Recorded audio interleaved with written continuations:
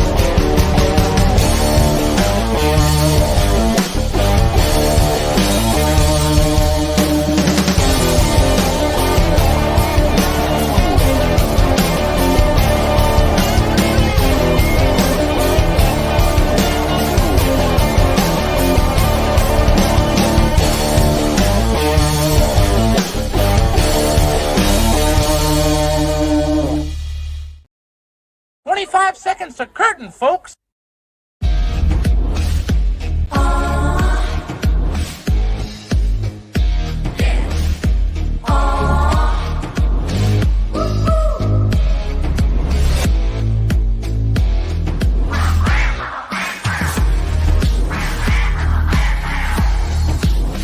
Your favorite podcast, it's Critical Blast. Ladies and gentlemen, Mr. Member and Charlie Rosen.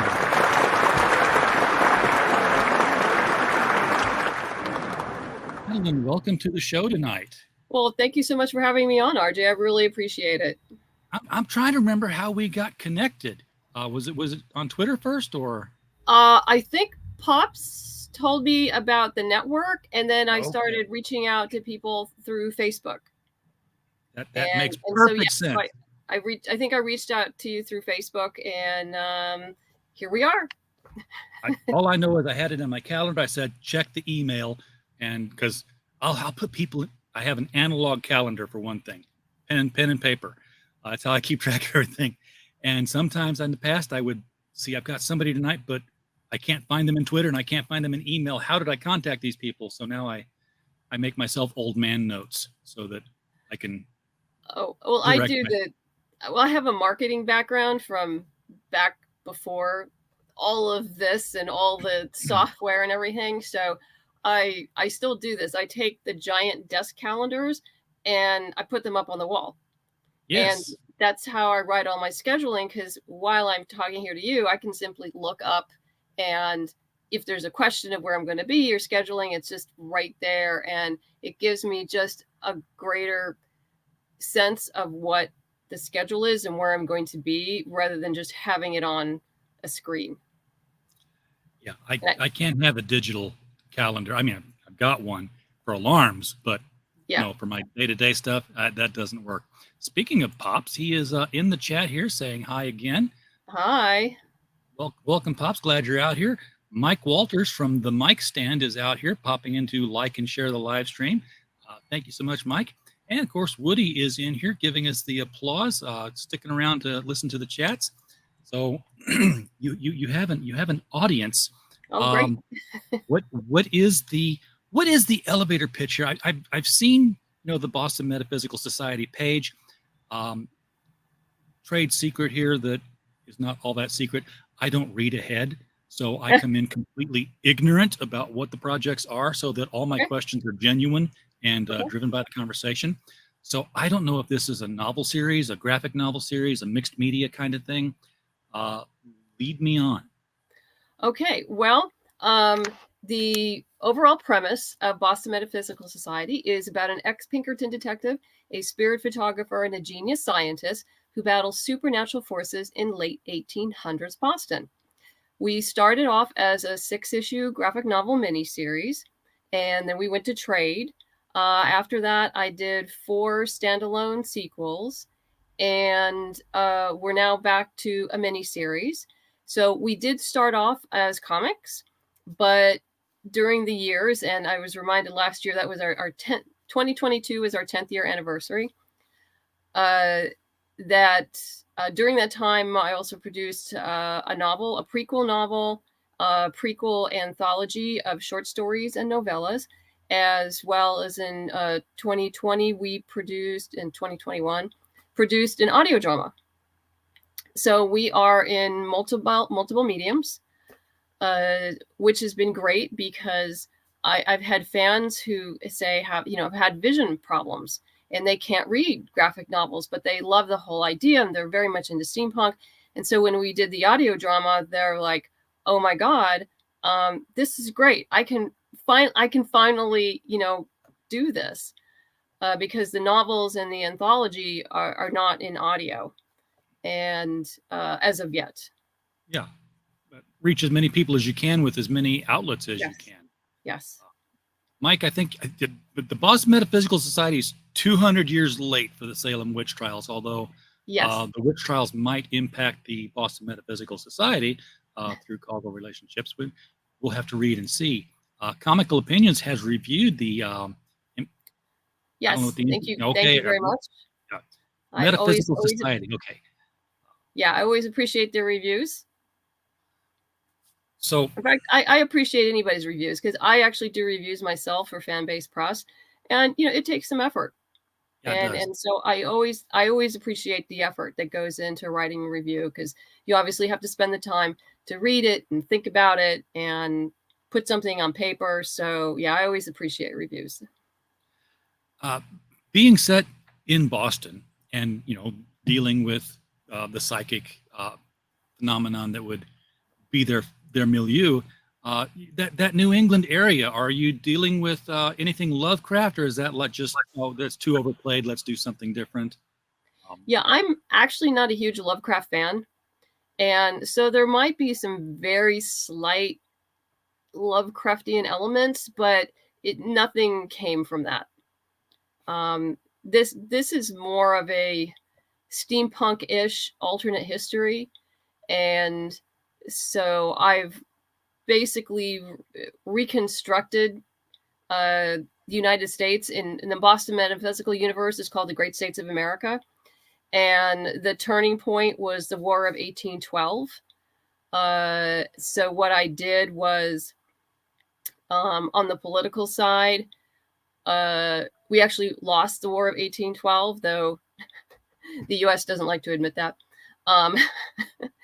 And everything started changing then. And because of that embarrassment and lack of control, the powers that be decided to gradually take away voting rights from everyone and centralize it within ruling families. So by the time, well, yes, but by the time we get to the late 1800s, the great states of America are actually a parliamentary oligarchy that is run by industrial families, and it's very class delineated.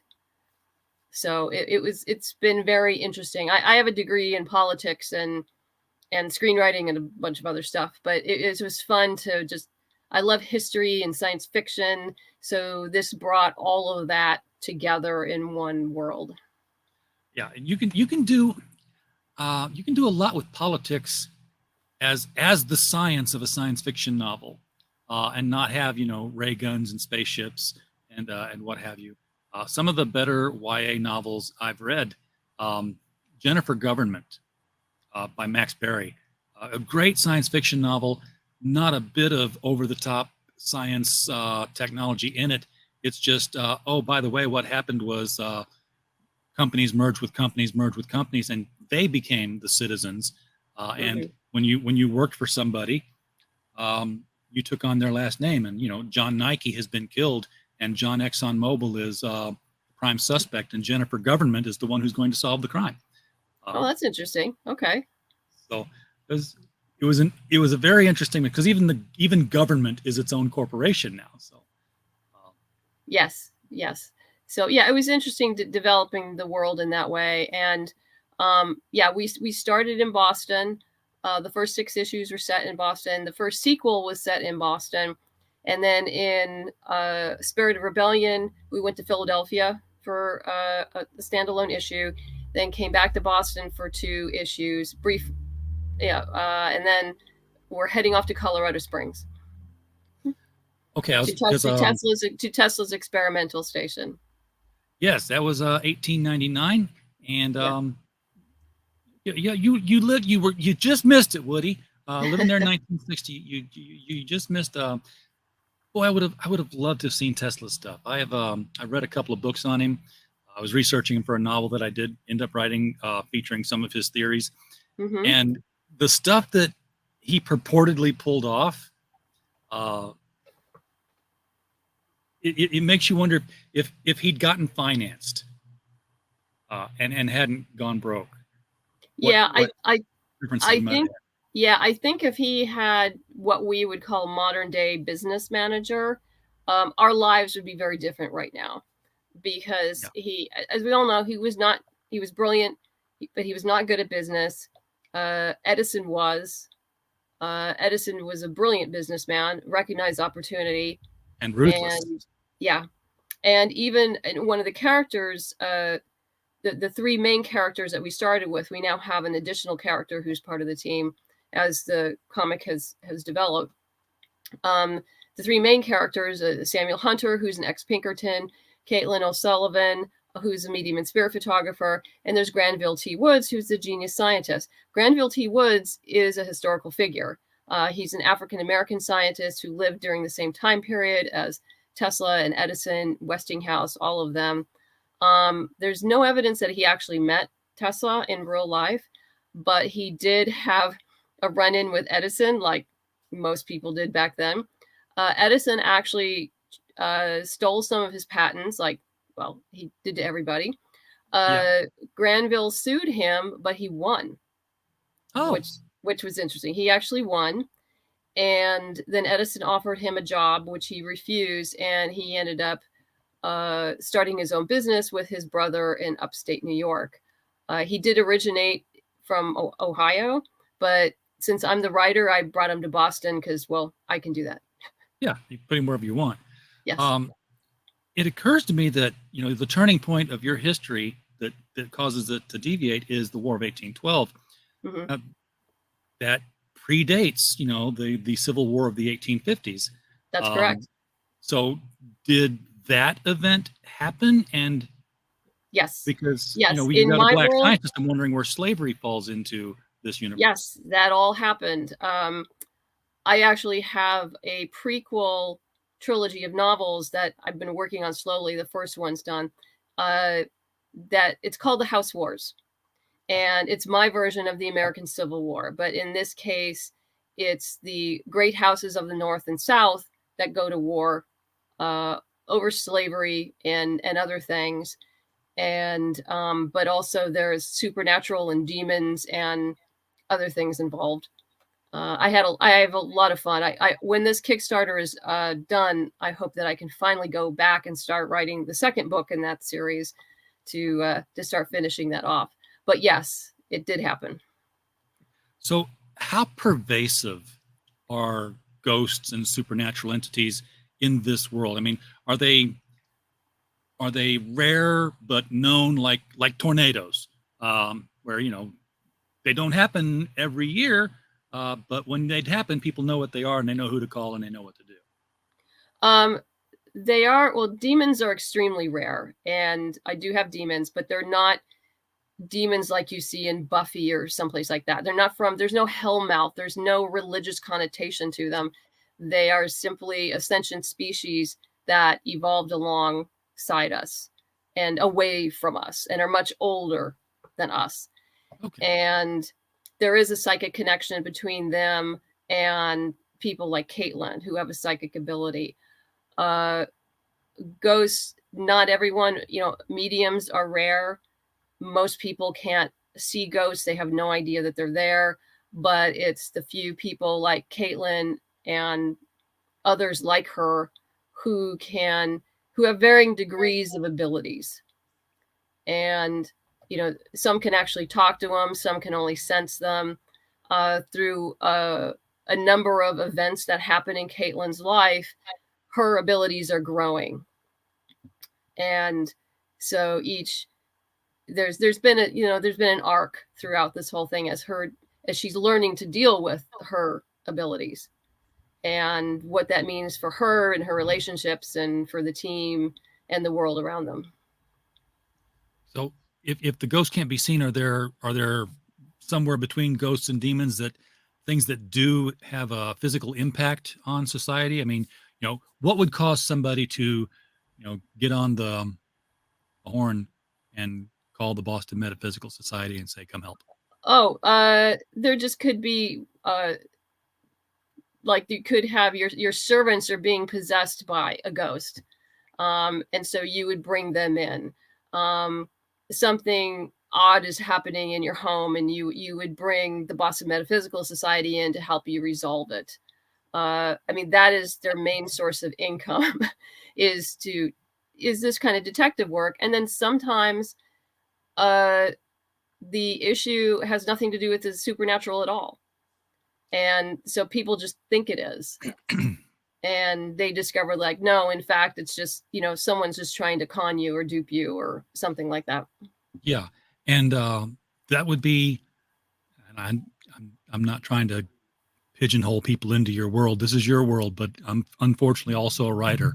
And somebody tosses their world in front of me and I'm like, does it do this? Can we see this when this person shows up? But I'm thinking of Houdini and Arthur Conan Doyle and the relationship they had. And, you know, Conan Doyle was a big believer in the metaphysical, and Houdini was one saying, no, they're just trying to take your money. Yes. And would prove it. Yes. So I'm aware of that. I actually have Houdini in the first 6 issues, and he, in fact, does believe, because it's just a normal part of the world.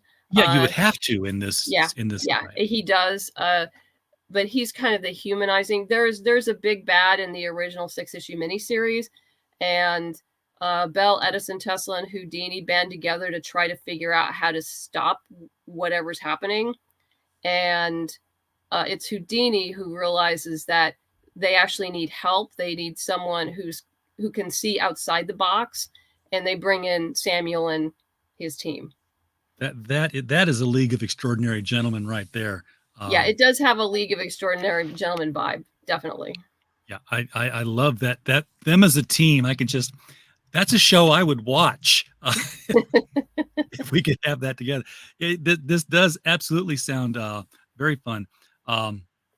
Mike says, it sounds like in your world, the demons are more like those from Yu Yu Hakusho, which if you don't know it, I don't know it either. But I presume that's anime. Yes. I'm not familiar with it. Yeah. So I'm not either, but Mike is the clearly Mike is. Mike knows. Yes. He is savant level on anime and manga. He has them all memorized, I'm sure. So I was going somewhere and I forgot. I got derailed. Darn it. Tell you what, it's a good time to just bring up the crowdfunder and show where we're at. 15,339 right now. And by the way, folks, the link to this crowdfunder is immediately below the video you're watching on YouTube. Click it at any time, and it will open in a brand new tab. You won't leave the interview. You won't hurt our feelings at all because we'll still see it here. Go out and throw money at this, and let's take a look down here. First of all, you're at 15,339. Congratulations. That's thank you. You're almost double the goal that you set. And you didn't have a tiny goal really. No. So you got people are believing in your project here. And after 10 years, why wouldn't they? Of course. Yeah, well, we deliver a quality product, and usually on time. Every once in a while, there's been delays, but not much. So this project is for 2 graphic novels. It's for the 2 first issues of a 4-issue miniseries. Okay, and as it says here, they'll be between 26 and 27 pages. So standard comic book size. And wow, look at the cover on this thing. That's by Angela Wu. Those are our 2 main covers. That's issue 1, and then below that is issue 2. I love this because it's like robot ghosts. This whole steampunk vibe, but you can tell that they're, not physically manifested, but it's gears. It's like, how do you have a robot ghost? I want to find that out. And you will if you read the comic. Yes. Steampunk is something that it's always had this cool look to me, but I've never really known what all it was about. I know that it's in the past, but the technology is future, but it's all based on what they had in the past. So clockwork and steam and what have you. Yeah, you could a simple definition would be Victorian steampunk, Victorian science fiction. Yeah. Jules Verne kind of stuff. Yeah, absolutely. And I actually have a full new team for this series. Elizabeth McKedza is doing the interior art, and Katie Brown is doing the coloring. So yeah, you can see the first 3 pages here. This almost has a painted look to it. Yeah, Katie's done a great job. I mean, everybody has. I couldn't be happier. And we even without the word balloons, we can see that she's sensing something. She's reaching out. The cup is levitating, and then it drops. I don't know why. I don't know if she did that or if she sensed something else doing it.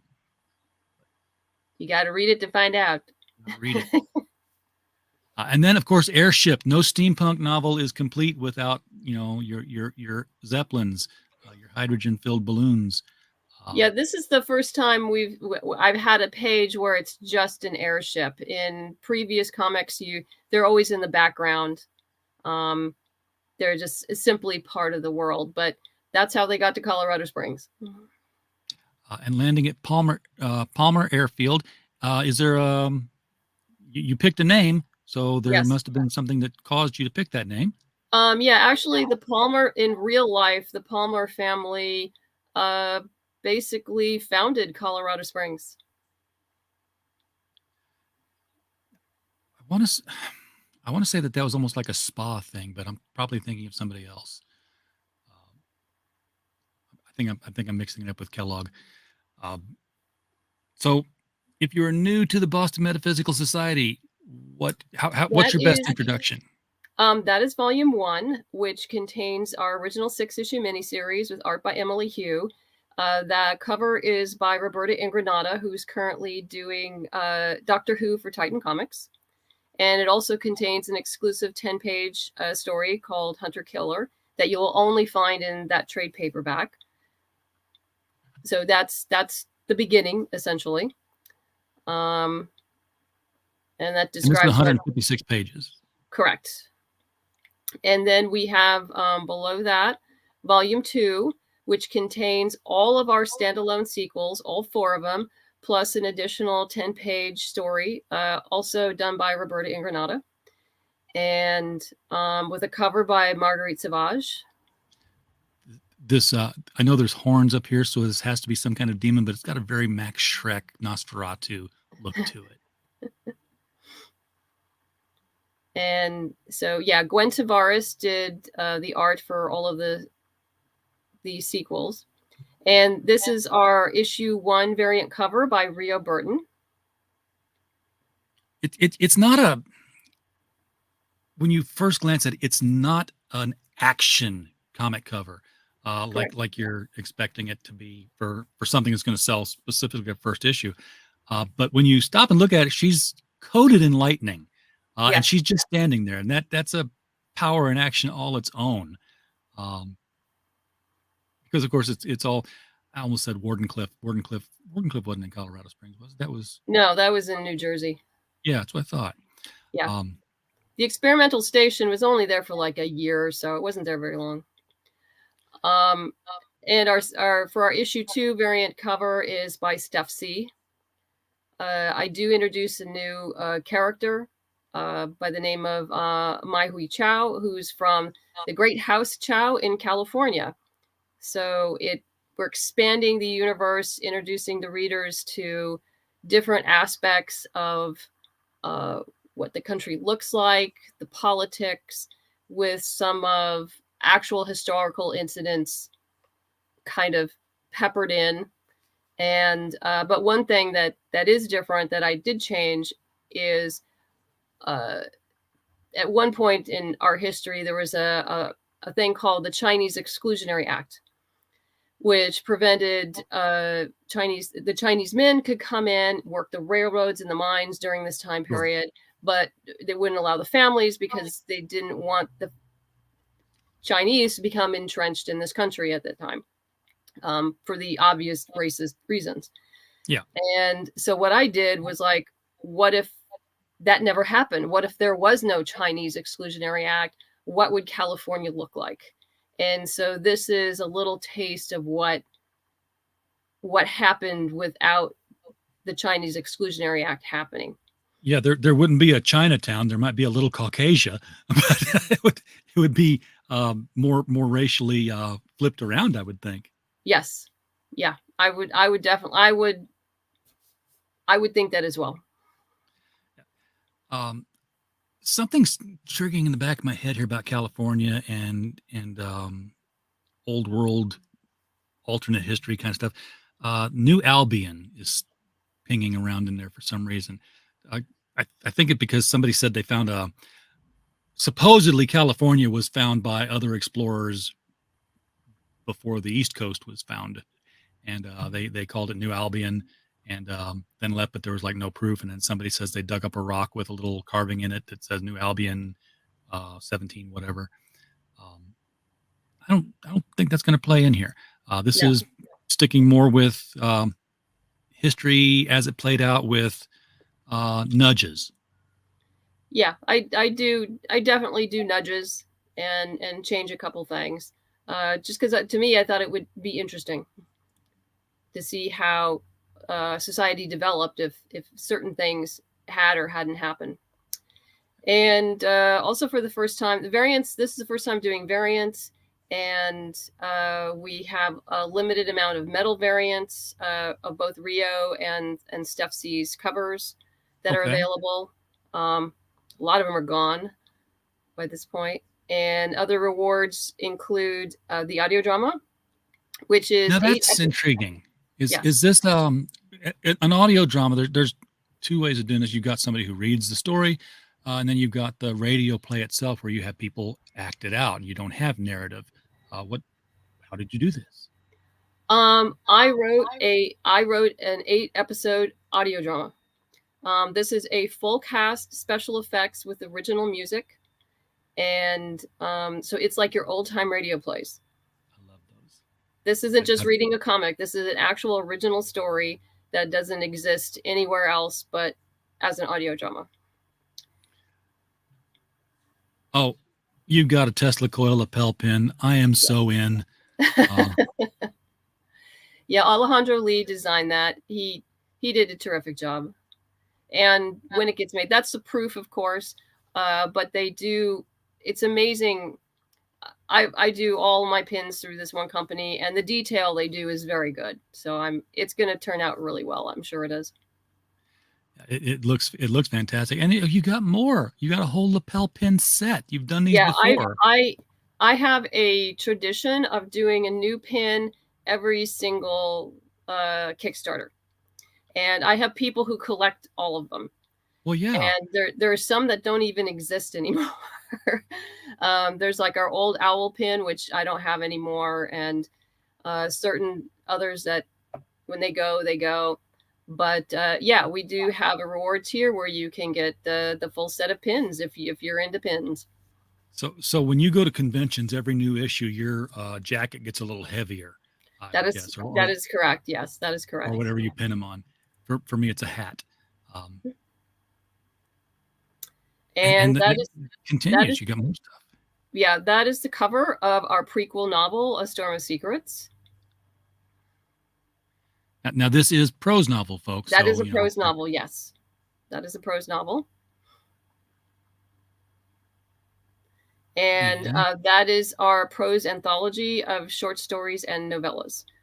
That's actually our second edition. That's actually our second edition because I needed to refresh the cover and do editing, and so yeah, it needed to be refreshed. It was time. Now these are short stories that you wrote, or was this sort of an anthology? These are short. Everything here I wrote. Okay. Everything, yeah. And of course, you got the reviews, the story behind the story, the money. No one. Once it leaves our hands, we don't care where the money goes. It as long as a product comes back to us. So, of course, you can pledge without a reward, but if you're going to give $10, give $10 and get something. Oh yeah. We have some we have very affordable rewards. And if you want to scroll down more, we've actually made our first 2 stretch goals on the other side, rather. Yeah. Over here. Okay. Usually when I see this part here, I'm like, hey, we're done. Yeah. I'm doing Kickstarter add-ons, actually a limited amount. So those are what you can get. And I'll do backer kit later on as well.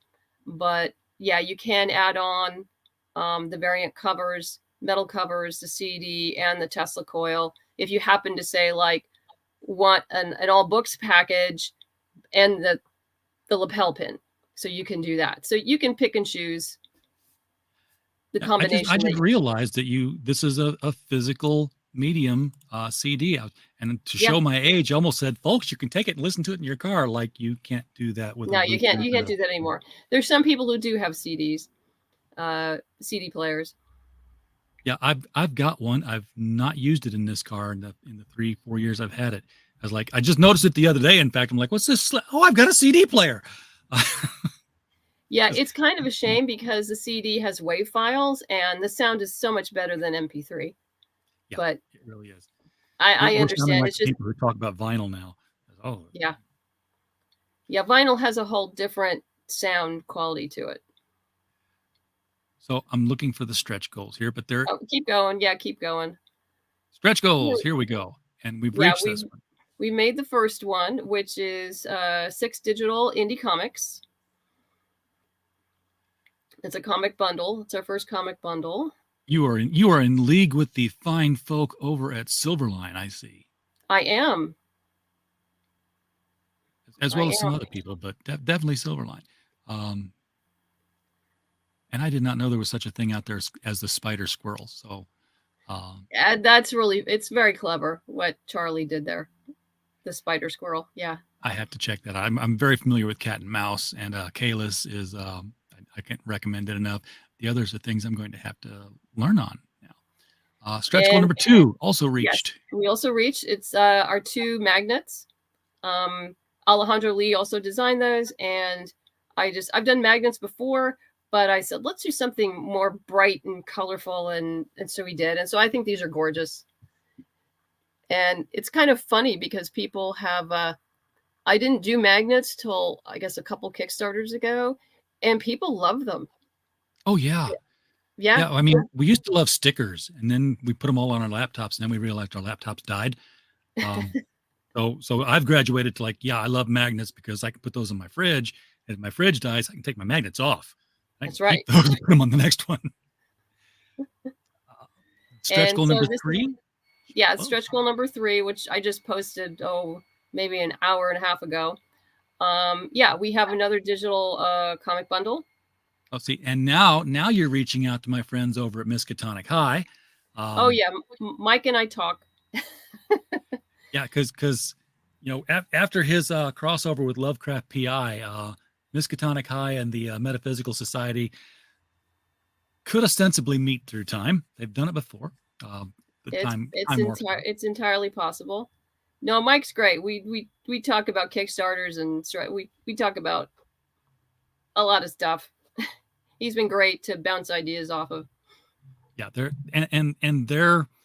one of the few people out there who have done the Kickstarter crowdfunding route and regularly produce content like clockwork, which was always the bugaboo of crowdfunded comics. Is like, okay, do I have to wait another 2.5 years for the next issue? No, they're like every 3 months they got one out.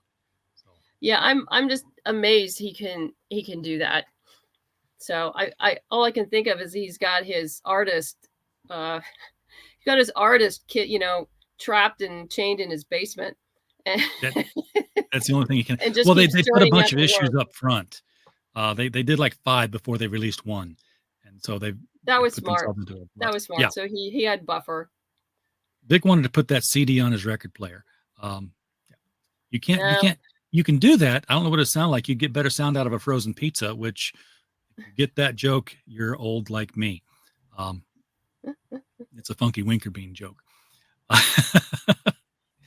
What are you saying? General Palmer built a nice place for society wife Queen Mellon to move out west. Retired Civil War general, returned railroad man. So that's what he was doing out there. Yeah.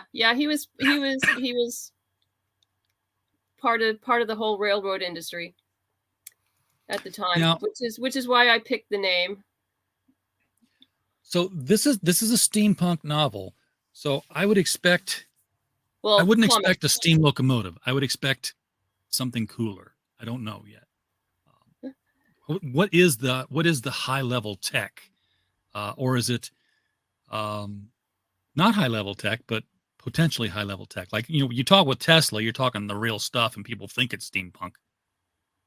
Well, they are dealing with his wireless technology. I mean, I am sticking with that, but it's the ramifications of what he's doing. I mean, this is more of a suspense thriller, and so the highest tech you're going to see here is what's in the experimental station. Do we get to see him? Do we get to see him create the Tunguska crater out of a fit of anger? Because no, because we all know that's what happened. He told him, so I'll show you what this can do, and the next day that happened, and he didn't say nothing. No, but the thing is, you have to understand that the story is not about Tesla, and it's just he is a supporting character who is part of the story. None of the stories have ever been about Tesla, except for Scourge the Mechanical Man, where he was paired with Granville T. Wood. So it was about the both of them working together. Okay, so what is the what's the big bad in the current arc? I'm trying to think of saying in a way that doesn't give it away. Yeah. Because it would be a huge spoiler. Let's just say, because of Caitlin's abilities, she reacts to something that happens that may reveal something very bad about somebody very powerful. Okay. And I'm going to go out on a limb and guess that the people that she works for trust her abilities Absolutely. to a degree where, she says, hey, I think I need to go to Colorado Springs. They're like, here's your ticket. Not, are you sure? Did you just eat some bad chicken? No, they're if you read just the basic plot line, they're actually she and Alma, which Alma Bryant is the new character who joined them a couple issues ago. They're both wanted for sedition, and so they are fleeing the East Coast. And the only safe haven they have right now is Tesla's experimental station in Colorado Springs. So that's what sends them there. Okay. Sedition, that's, for folks who don't know that word, that's not quite treason, but it's, a hop, skip, and a jump from there. It's you're writing things against the government, as I recall. Yeah, she and Alma have been working as union organizers and to organize the workers, and the great houses are taking a very dim view of that. Yeah, in an oligarchy, that would be considered treason and against the government, sure. And I'm guessing suffrage was still a thing, women's suffrage. But we haven't really touched on that yet. Okay, because they're in respected positions who they work for, so. That's, women didn't work in a lot of places back in the late 1800s that weren't, menial labor jobs. Yes, that's correct. But there's only so many issues, societal issues you can deal with within a 4-issue miniseries. Yeah. So, and you cram too many, you start preaching. Yeah. So I pick and choose, but it's really all about the characters and the story and making sure the reader has a good time. So I'm just looking down the different tiers here, folks. These are all relatively inexpensive, really. I mean, $28, you're getting prints of both 1 and 2 issues, and the pin, and the PDF. And now you got domestic postage listed here. Does that mean you got postage built into your price? Partly, yes. Okay. Because normally if I click on this, it's gonna, tell me. It should not be adding any. Look at that. That's neat. So the if you're in the U.S., the price you see is the price you get, but you go somewhere else. That's right. Yeah. That's gotta right. Add that extra on. Very well thought out and planned out there. Yeah, because I know some creators are adding postage after the fact. Yeah.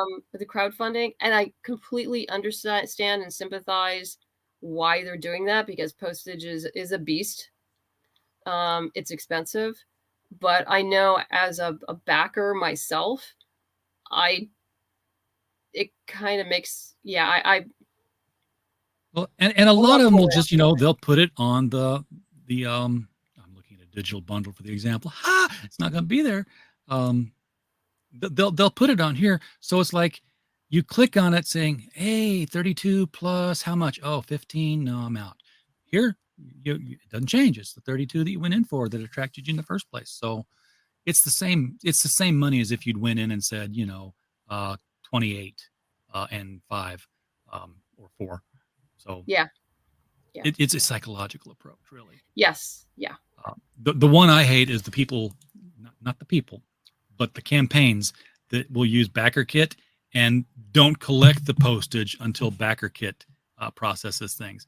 So, Kickstarter takes your money at the end of the campaign, and then 3-4 months later, BackerKit says, hey, we're ready to ship it out. Give us some money now.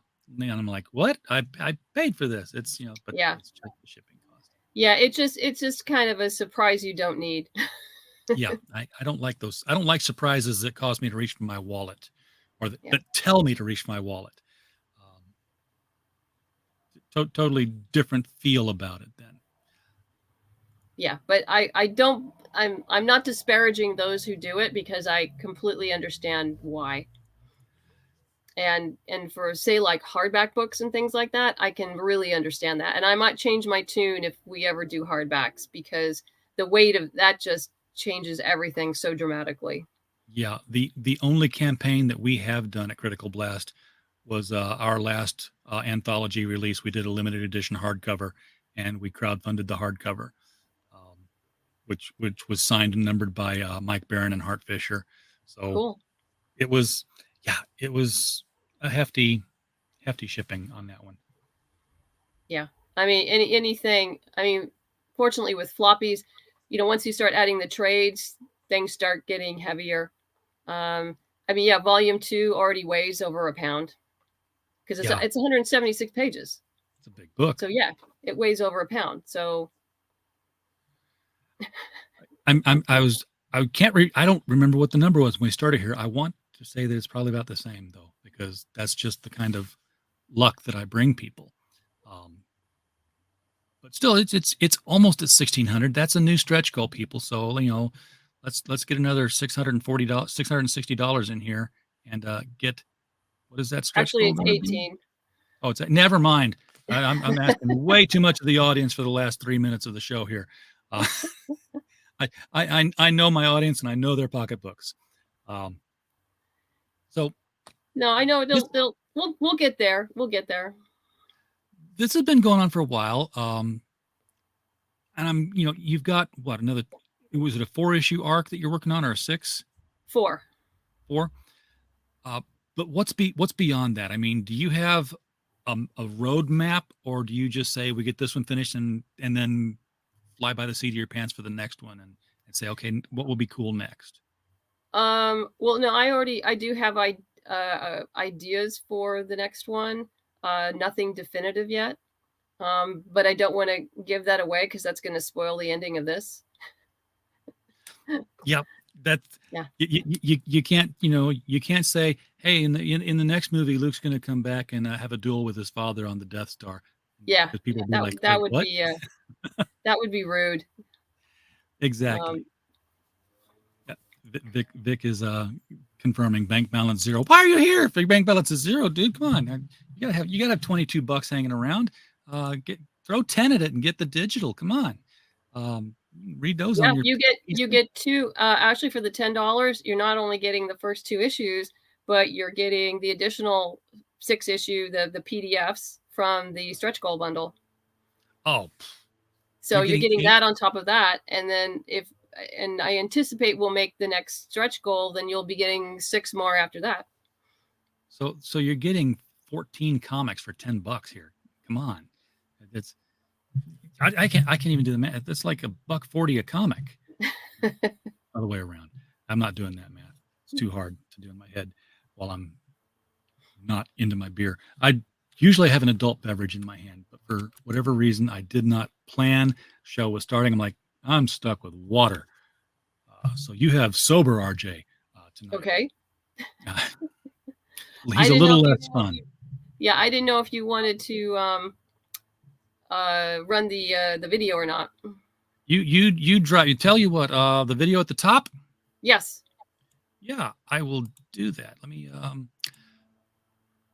do that. I have to stop the screen and then share it again because I didn't click the sound. Because like the first 45 seconds is my talking head, but then we have the trailer. Oh well, then I should have just downloaded it. Normally, I download them, the videos, and steal them and embed them into StreamYard. But like you said, it was talking head. I'm like, oh, this is one of those, and I'm going to ask her those questions. So I didn't prepare. I should have watched the whole thing. I told you I come in as blind as possible. So here goes, folks. I'm going to play this and enlarge it. Hi, my name is Madeleine Holly Rosing, and I'm the writer-creator of the steampunk supernatural series, Boston Metaphysical Society. Welcome to our Kickstarter to print issues 1 and 2 of our brand new 4-issue miniseries, Mystery at Pike's Peak. If you're not familiar with the series, it's about an ex-Pinkerton detective, a spirit photographer, and a genius scientist who battles supernatural forces in late 1800s Boston. Our news story begins as our team flees the law in Boston and arrives at the only safe haven they can find, Tesla's experimental station in Colorado Springs. There they meet Tesla's unlikely partner, Mai Wei Chao, a scientist from the Great House Chao in California. But their stay becomes more complicated when an attempt is made on Tesla's life, and Caitlin's visions resurface in an unexpected way. Now the team find themselves caught in a web of intrigue and murder. I'm also happy to announce that we have a new artist on board by the name of Elizabeth Makedza, with coloring by Katie Brown and cover art by Angela Wu. And for the first time ever, we'll be offering variant covers by Rio Burton and Steph C. If you're new to the series, don't worry, as Volume 1 and 2 will be available in both print and digital versions. We'll also have a brand new lapel pin depicting the Tesla coil and special limited reward tiers, which include our audio drama, The Ghost Ship. The best part is that the first issue is done and the art for issue 2 is halfway completed. So please be sure to check out all of the reward tiers and pledge today. Thank you in advance for your support.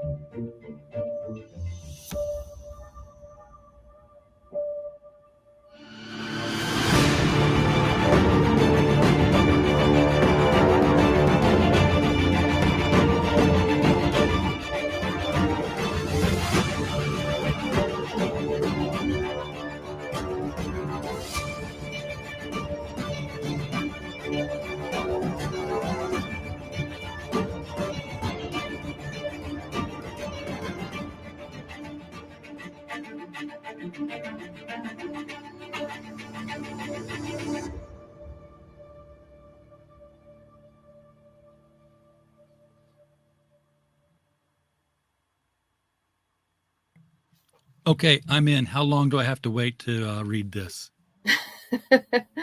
Delivery is in August, hopefully sooner. August of this year. That is correct. 5 months. Okay, that's workable. So this campaign is 23 days left to go on it. I almost asked the silly question: are you going to extend it? It's Kickstarter. You don't get that option. No, no. Are you going to hop with it though? Because some people do Kickstarter and then hop over to Indiegogo and collect some money there. No. When I'm done here, I'm done. Okay, get it done here and then focus on product. Yeah, finishing everything, proofing everything, getting orders in, all of that. Yeah. So how far along is it in production right now?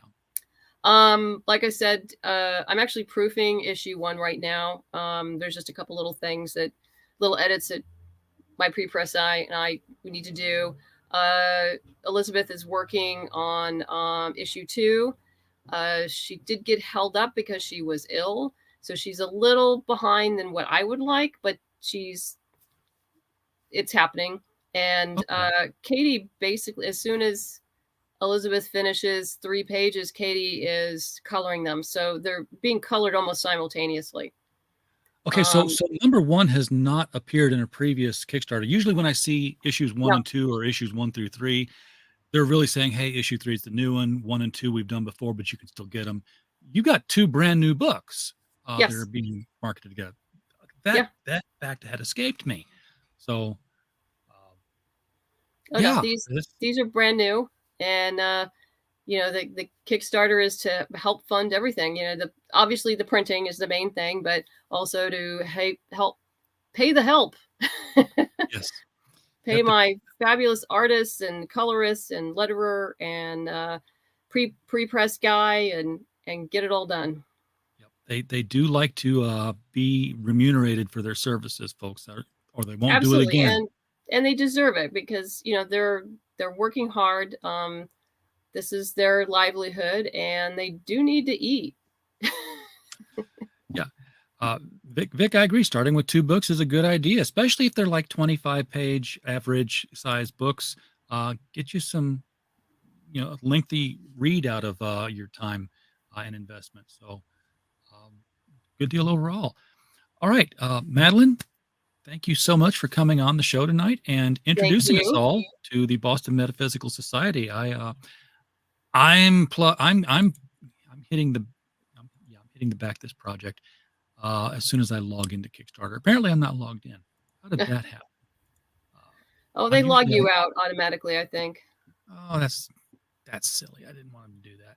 I'm glad I wasn't logged in anyway, because apparently the projects they recommended for me start with Steamy, an NSFW graphic novel. That would have been great to show on YouTube right there up front. So I'm in. I'm going to be checking this one out. I'm going to be. I definitely recommend everyone else take a look at this. Folks in the chat, share this out. Let more people know what Madeleine's doing. Again, when I say share it out, I don't mean for my own counts. That's if it happens, great. But this is the way to get Madeleine's work in front of other people. If you know some steampunk fans, say, hey, go check out the video. Let them, see. In fact, you can just bypass the video, take the link below, and say, hey, go check out the Kickstarter. See, I take myself completely out of the equation that way. Well, thank you so much, RJ, for having me on the show. I really appreciate it. Glad to do it. I hope you will come back.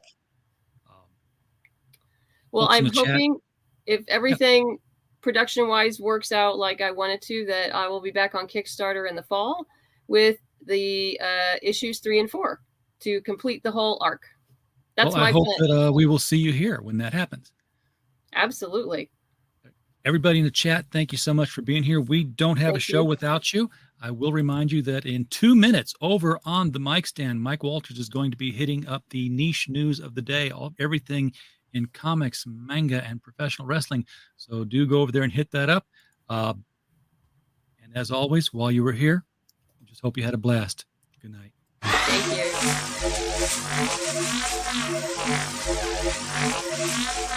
you.